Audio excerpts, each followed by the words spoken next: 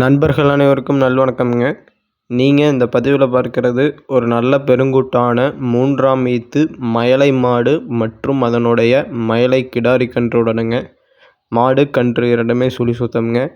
மாட்டை பொறுத்த வரைக்கும் இன்ஃபேக்ட் சொல்லணும்னா குணத்தில் இதை விட ஒரு சாலச்சிறந்த மாடு கிடையாதுங்க. நம்ம பார்த்ததில் அந்த அளவுக்கு தெளிவான ஒரு குணமுள்ள ஒரு மயலை மாடு மற்றும் அதனுடைய கிடாரி கன்றுங்க. மாட்டோட உடல் கட்டமைப்பு நீங்கள் பார்த்தாலே தெரியும். ஒரு அட்டநாடி உடம்புல நல்லா ரெட்டை திமில்ல நல்லா நிலம் கூட்டுற அளவுக்கு வாலில் நல்ல ஒரு அருந்தாடையிலைங்க தொப்புள் இறக்கம் இல்லாமல் நல்ல ஒரு மடிகால் சுத்தத்தில் அனைத்து பிறப்புகளும் தெளிவாக உள்ள ஒரு மயிலை மாடுங்க.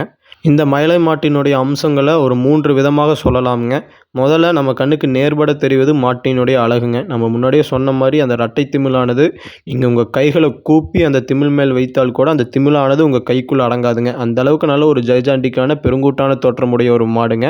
நீங்கள் வீடியோவில் பார்க்குறத விட நேரில் வந்து பார்த்தீங்கன்னா தெரியும் மாட்டினுடைய அங்கலட்சணம் எப்படி இருக்கிறது அப்படின்னு. இரண்டாவது மாட்டினுடைய கறவைத்திறன். கன்றுக்கு போக நேரம் 3 லிட்டர், ஒரு நாளைக்கு நீங்கள் 6 லிட்டர் பால் கறந்துக்கலாமுங்க.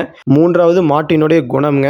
பெரியவர்கள், பெண்கள், குழந்தைகள் என யார் வேண்டுமானாலும் ஈஸியாக ஸ்டூல் போட்டு உட்காந்து பால் கறந்துக்கலாமுங்க. கறவைக்கு கால் அணைக்க வேண்டியது இல்லைங்க.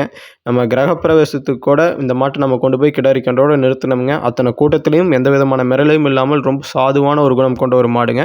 ஸோ இந்த மாடு உங்களுக்கு தேவைப்பட்டால் கான்டாக்ட் பண்ணி தெளிவுபடுத்தி வாங்கிக்கலாம். நன்றி, வணக்கம்.